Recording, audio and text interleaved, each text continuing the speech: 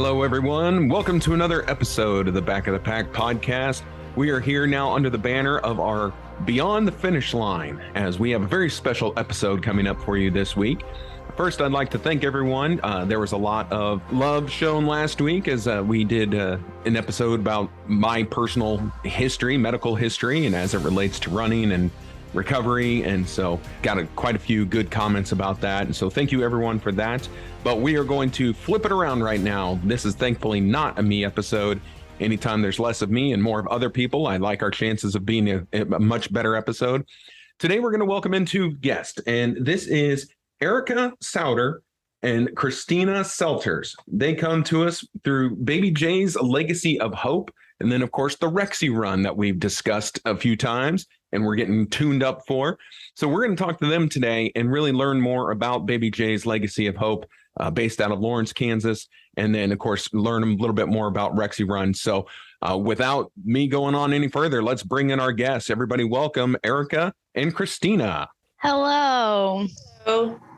All right. I want to thank you guys very much for joining us, first and foremost. Now, I've talked about on the show that we've got the Rexy Run coming up here in actually just a few weeks. And a Rexy Run is to benefit Baby Jay's Legacy of Hope. And really, Erica, I'm going to kick it to you. I want to know, what is Baby Jay's Legacy of Hope? Yeah, well, Baby Jay's Legacy of Hope is a nonprofit that my husband and I founded in 2012 after our daughter passed away from a rare form of pediatric cancer. We assist families that with things that insurance does not cover. So that could be a house payment, car insurance, gas, food, you name it. We probably have assisted a family with it. Every request that we get is based on the family's need at that time. So every request is a different case each time. Okay. And how long has this been going on? We started in 2012. So we're going on 11 and a half years. Nice. Well done. And this is in the Lawrence, Kansas area, correct? Yes, correct. We are based out of Lawrence, but we assist any family that has a child being treated at CMH, which is Children's Mercy Hospital in Kansas City, Stormont Vale. They have a pediatric oncology unit, and then also Children's Wesley Hospital in Wichita. I know you have a personal connection to this. Of course, could you kind of just give us the real quick story of how you got involved with this? Kristina or me? You. I'm sorry. I'm still on you, Erica. Sorry. So our daughter fought for 2.5 years with a rare form of pediatric cancer, and it was actually called external renal Wilms tumor. It's kind of a long diagnosis. It's actually a kidney tumor, but hers never presented in her kidney. It was always in her abdomen. She relapsed 3 times. And unfortunately, after a 2.5 year battle, she passed away at the age of 5. So I think after 11 years, it would get easier, but it doesn't. No, absolutely. It does not. But yes, so we started this in her honor. Kristina has been with us since before we started the foundation. She had a very close bond with Jay.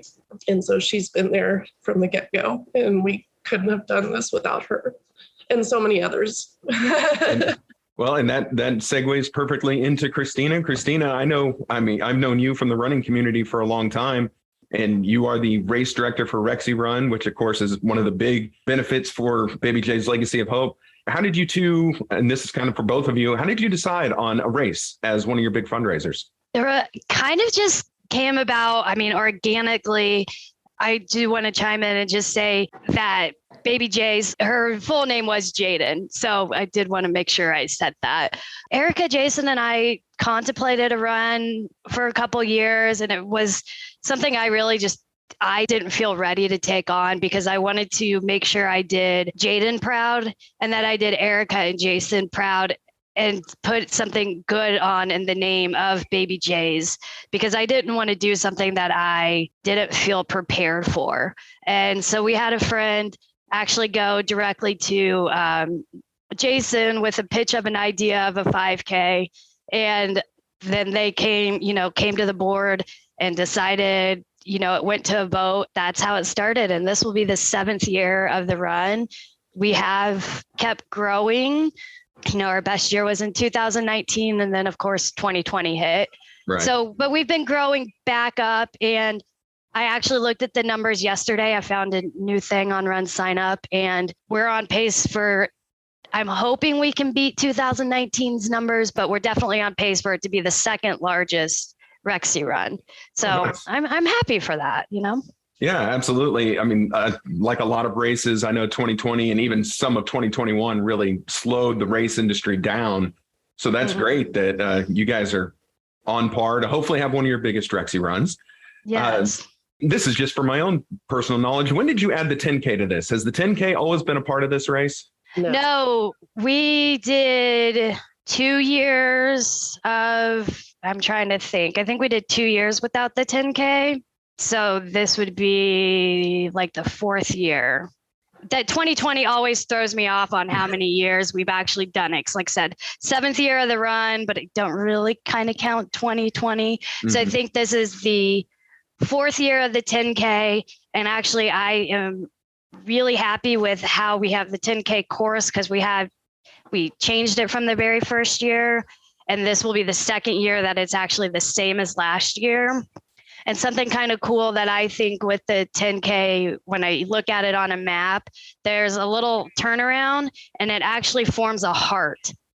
And I just think that's really cool. And the other thing it does when we look at a map, actually, I think this is for the 5K. Somebody pointed out last year, it actually looks like a dinosaur a little bit.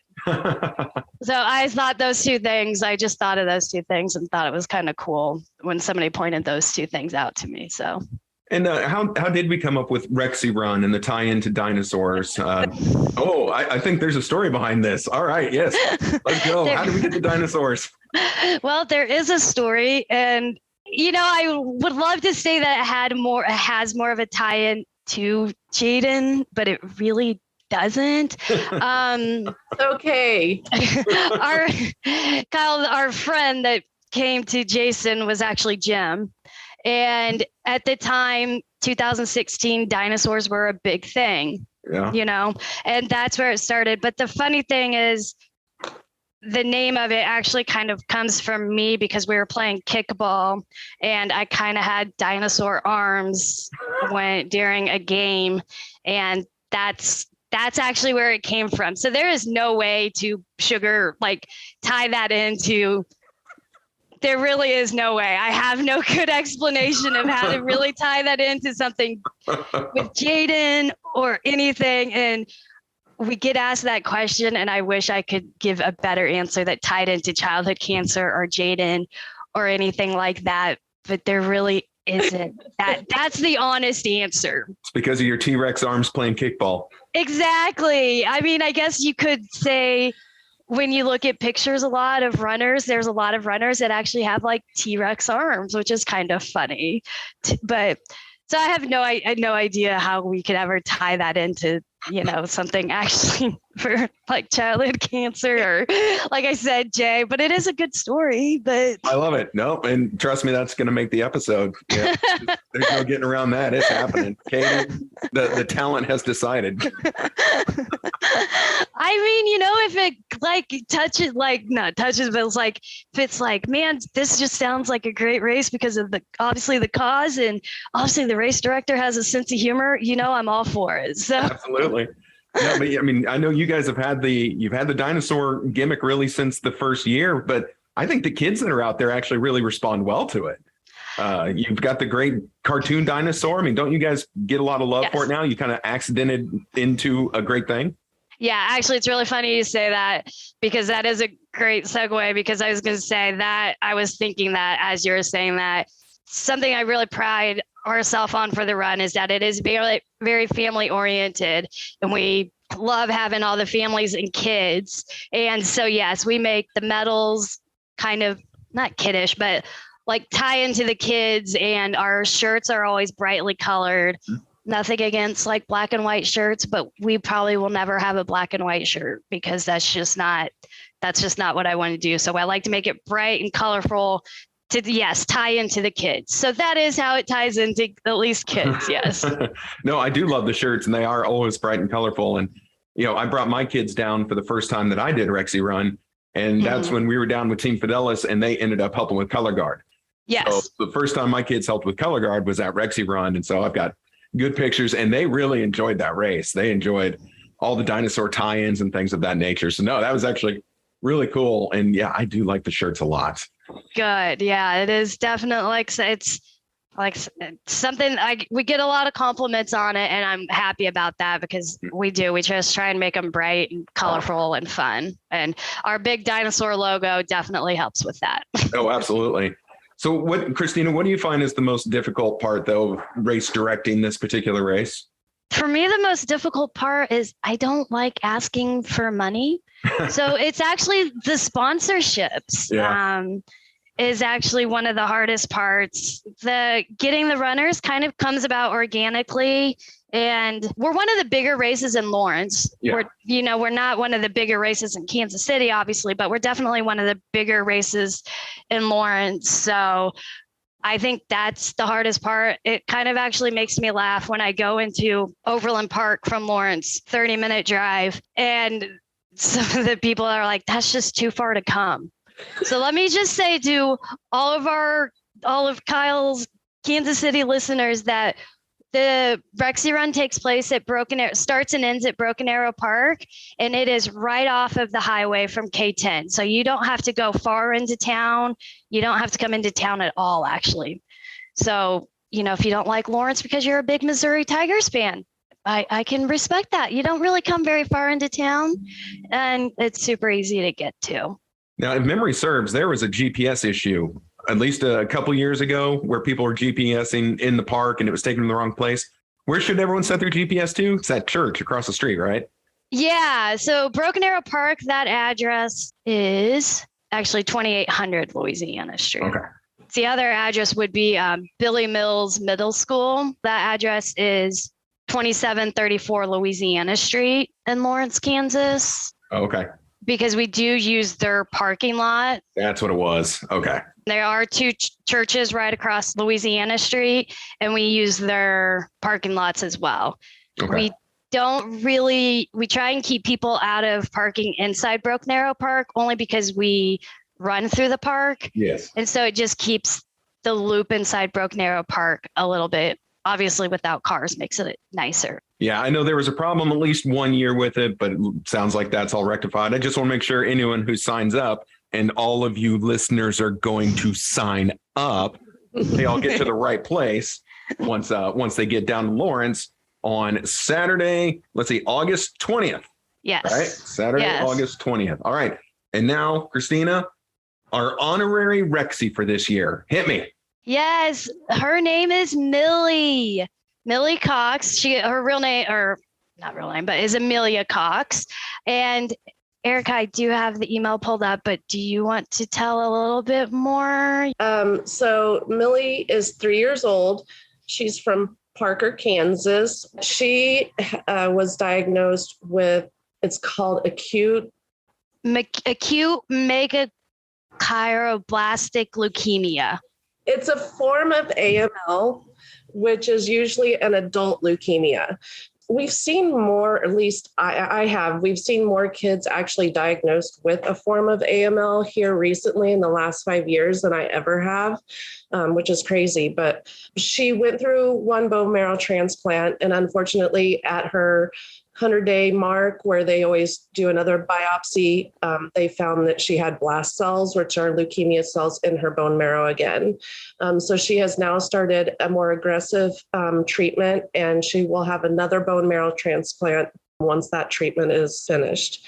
So she's going through a really rough part of her treatment right now, and especially since she's already been through, the full gamut, once already. Right. Her body is it's weak right now. So it'll be a little bit more rough on her. She has an older sister and they're really close. Her name is Avery and she's just a sweetheart. Millie loves when Avery comes and visits at the hospital. If you saw pictures, her whole little face just lights up. She's got the cutest little smile. Oh my gosh, she's adorable. She does.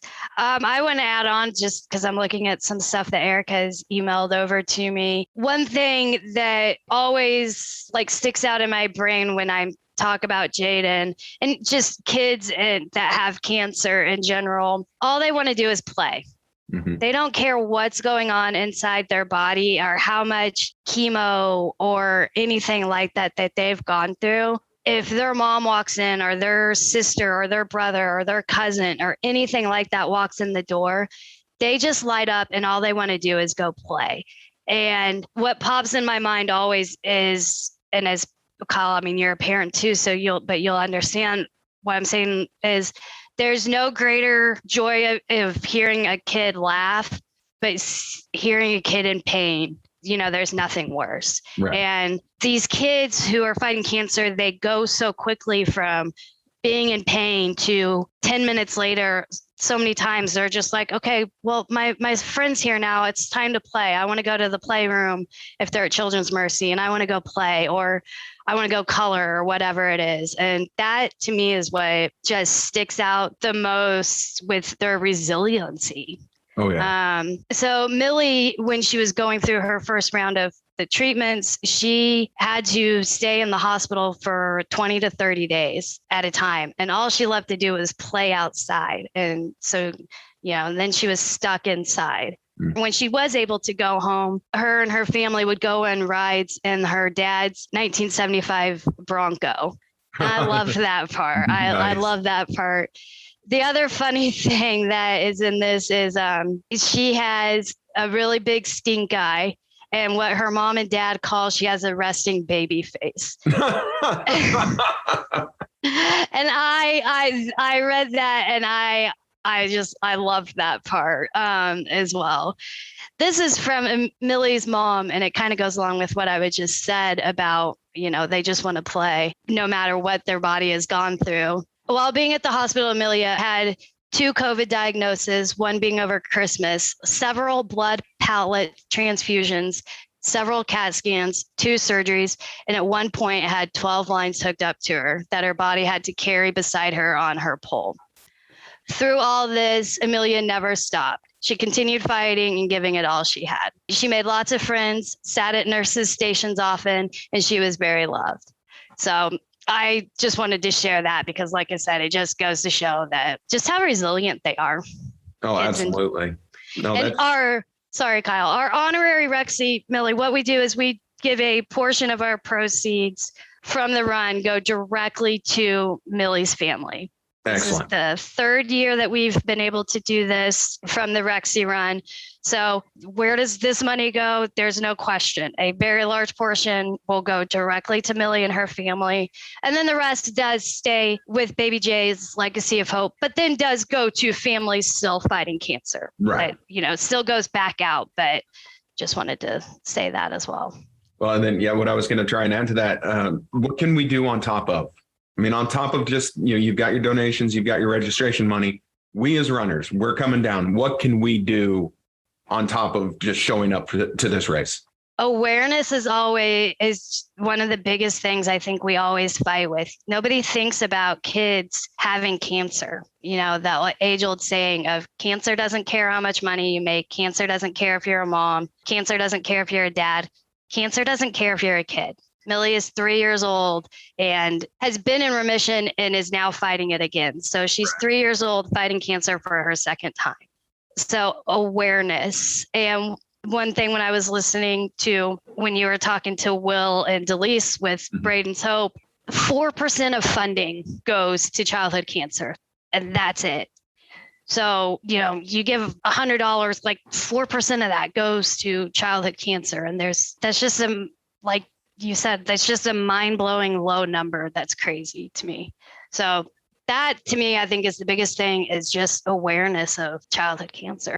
I know a few of our listeners and a few friends of mine, they're probably cringing that you brought up the 4%, because I raged for days about that after recording that episode with them. I was so upset at that number. So thank you for bringing all that back up. Now I'm going to go rage again. But yeah, no, that's disgustingly low. That's disrespectfully low. Any bad word you want to choose, it fits. And so now we know awareness. Erica, how about you? What else? What can we do to help you guys, whether Rexy Run Day and beyond? As far as beyond the run itself, just sharing with people that Baby J's is here so that families know that when they begin treatment, they know where to reach out. There's a few other organizations, in the area that kind of do what we do, but for the most part, we're our own entity. There's not a lot of organizations that just help families with, the little things. So the day to day. Yeah. Just sharing with people, when you have the chance that we're here so that families know about that. And then we also have, I guess, a donation program called Champions of Hope, and people can sign up to give $5. They can sign up to give $100 each month. It's just whatever, they would like to give, sharing with people about that as well. Kristina, can you think of anything else besides obviously the awareness? Well, hold on. Before we move on, let's go on more about Champions of Hope. Yes. How does one go to do that? Where do we go? If you go to babyjslegacy.org, okay. You will see a tab on the homepage that says Champions of Hope, and you can click on that and it'll sign you up and you're good to go. Excellent. It's like a monthly donation. Yeah, that's what Champions of Hope is. If someone doesn't want to do Champions of Hope, there's an actual donate button where they can do a one-time donation as well. Oh, okay. Okay. Yeah. Excellent. So there's a few ways. Oh, there it is. So let's see. I've just got to get involved. I'm at the site right now. I just want to make sure that I see it. So excellent. Okay. And there is no amount too small. I mean, every dollar helps. For sure. I'm a big advocate of that. Like, there is no amount too small. And to add on to that, Kristina, I mean, it's a grandmother of a family that we've assisted that now does a ladies golf tournament each summer for us. And their registration is to bring a gift card. Oh, okay. Well, she says $25 or more, but they can bring whatever amount, in my opinion, and it would be fine. But a $10 gift card is $10 for a family to put a splash of gas in their car or to go get something outside of the cafeteria at CMH or wherever they're, staying inpatient. Every little dollar makes a difference in these families while they're going through treatment. Absolutely. And then Rexy Run is not your only event, your only fundraising event, correct? No. Okay. What's next? What's coming up beyond Rexy Run? After the Rexy Run, we kind of just go right into Pediatric Cancer Awareness Month, where we just kind of talk about awareness and, statistics and share family stories. And then we will be transitioning into Jay's Holiday of Hope. Okay. And that is obviously a holiday program that we do each year for the families. Families can sign up or have someone nominate them. And the last 2 years, we've had 22 families that we've assisted. We collect gift cards from the community and we distribute those gift cards between the families. So each family gets approximately $500 to $600 worth of gift cards. Wow. And then we also allow the community to adopt a family. Mm-hmm. And then they go out and buy gifts for everyone in the family. So not only do we walk in with a gift bag of a pile of gift cards, we walk in with a big load of Christmas presents for the family. So basically they don't have to worry about Christmas.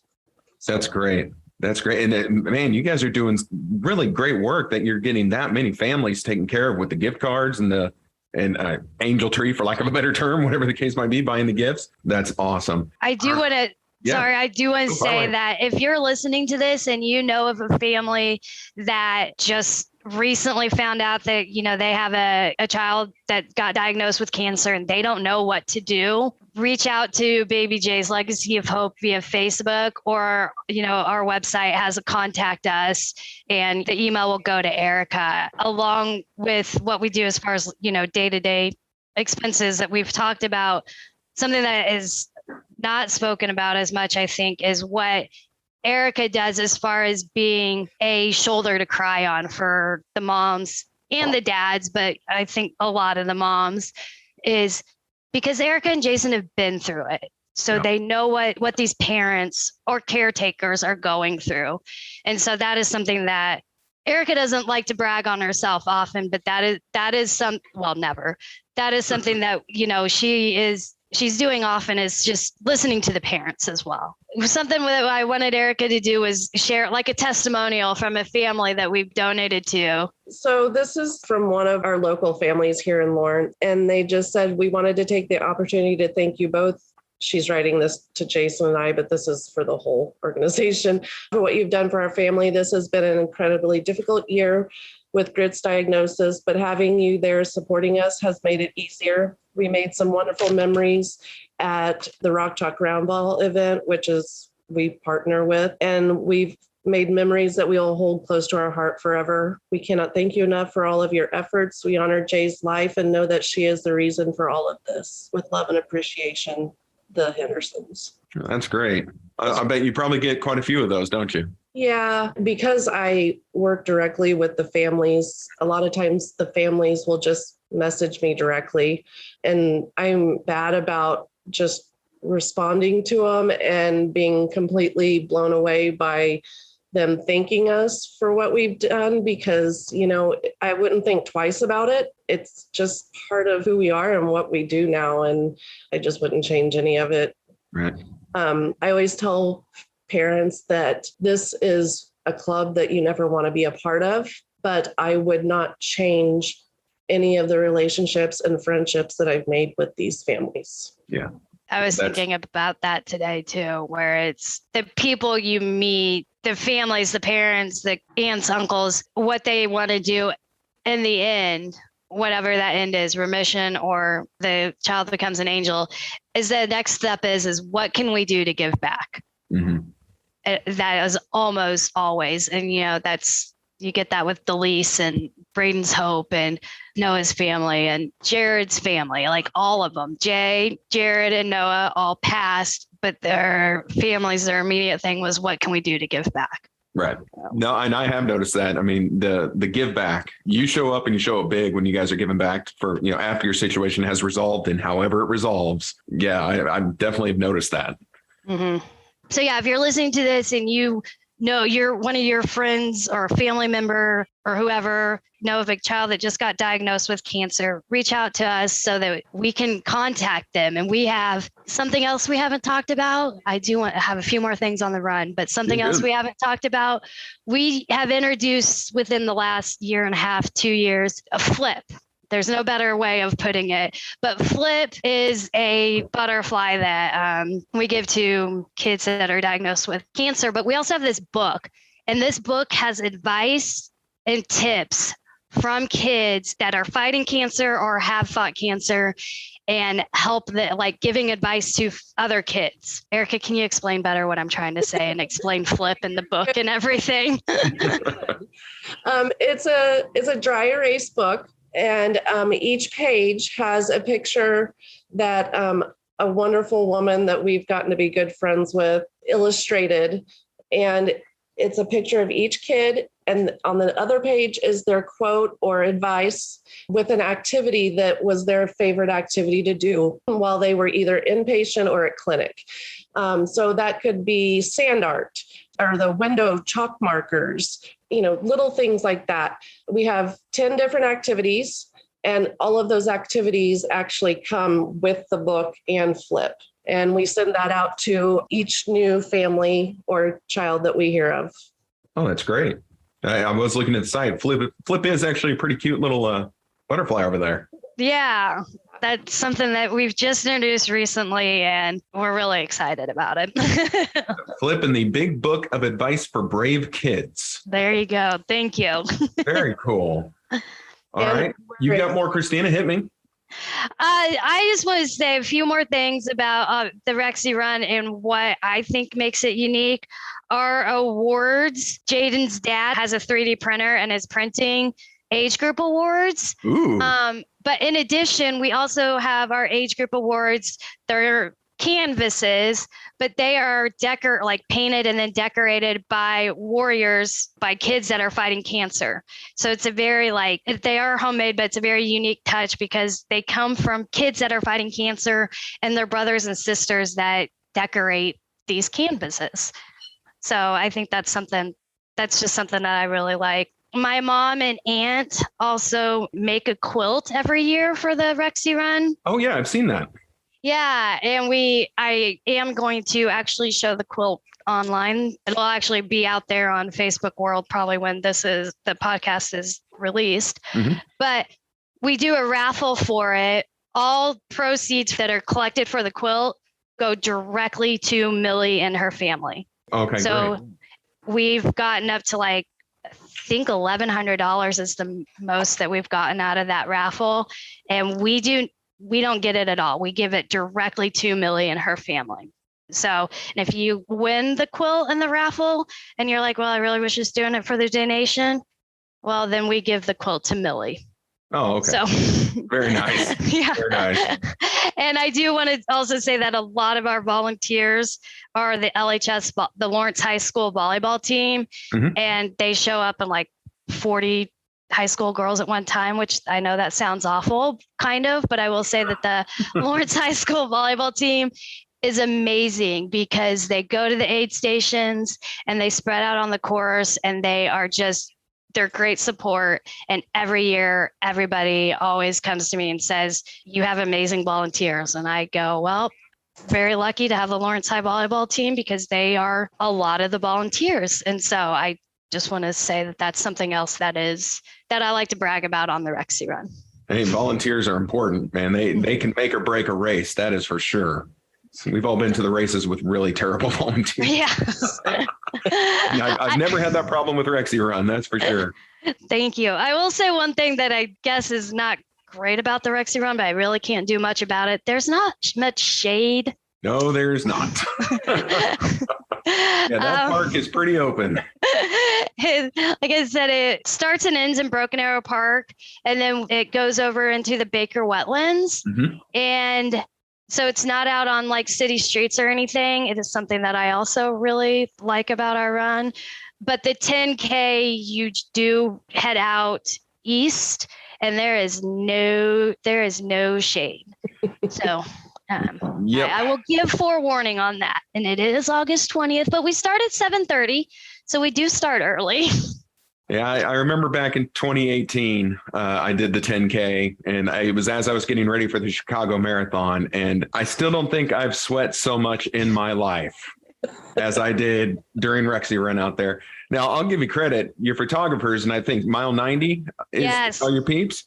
Boy, yes. They took a great picture of me. I mean, I look good. Not going to lie. I don't know how they captured that. I love Mile 90. Sorry, Kyle. I didn't mean to cut you off. Oh, you're good. All the credit to them. They took some great pictures. They even stopped me at one point and had me take a picture. It's like, yes. Okay, well, I'm not going to win this race anyway, so I might as well just stop and take a good picture. And the great thing about them is they will be up Saturday afternoon on mile90.com. Mm-hmm. And we will share the website, maybe not that day. I'm usually sleeping Saturday afternoon. But I will share it on Sunday. And all those pictures are free for our participants. Yes. So you can download them and they are free to you. And they do amazing pictures. No, they really do. Their pictures are spot on. They're really good. I'll also say that, even though, yes, it's really hot after you run, but after you get your water and cool off a little bit, we will have our amazing cinnamon rolls that come from Aunt Netter's Cafe that is in Lecompton. And Aunt Netter's is Annette Nally, and she is Jayden's aunt. So she's Erica's sister. They always call her Aunt Netter, right, Erica? Yeah. So that's where the cafe name came from. And that's something else that everybody always asks. Will you have your cinnamon rolls? Yes, we will have our cinnamon rolls. Oh, those things are money. I normally don't eat after a race because my system just isn't happy, but I forced one down and I was glad I did. I think it was a 2019, but somewhere around there. It was really good. Yeah, we have people come from clear in from Kansas City just for her cinnamon rolls. Right. Now, Kristina, how much does it kill you that you can't run the race? I usually do the course a couple times. So, but I always sign up so that when I keep a t-shirt and a medal, I've paid for it. So there you go. There you go. Yeah. Are we doing the custom medals this year? Like I've got the one that was made out of clay a few years back. Oh no, we did that. My mom did those. Okay. But we got too big. So she Yeah. only did that 1 year. It's a good problem to have. Yes. Our medals come from Hasty, and they are, well, we did share them the other day. The sun is kind of the background, and then it has our Rays of Hope logo on this year. I like it. Yeah. Well, as we know, runners like the bling. So we always got to look into the bling of a race. That is so true. That is so true. I do want to mention also that we have what we call the Dino Dash, and it's a free kids fun run. It's not very long. That's part of the reason why it's free, but it's inside Broken Arrow Park. We do it. See, our race starts at 7:30. Probably do it about 9:30, and probably closer to 9:30. The Lawrence High School volleyball team helps us out and makes like a huge tunnel for all the kids to run through. It's more aimed for kids, like that 3 to 5, 3 to 6 age. Sure. But we hook them up. We hook them up with like their own packet of goodies. I got all the stuff ordered, and we put together like their own little packet of stuff that kids will like.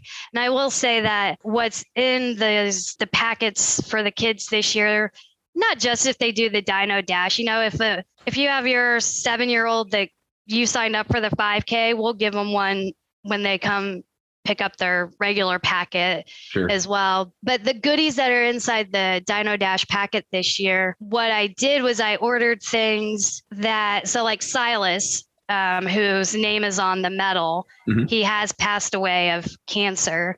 And he really, if I remember right, he's one that really likes pizza. So we got these like necklaces that have pizza on them. Nice. So it's things that these kids really like. Millie also really likes music.